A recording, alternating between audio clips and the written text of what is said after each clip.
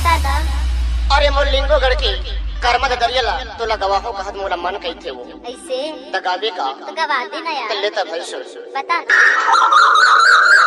रत भर भर कर गायो दिन भर भर सोयो रानी सोयो लखना मानी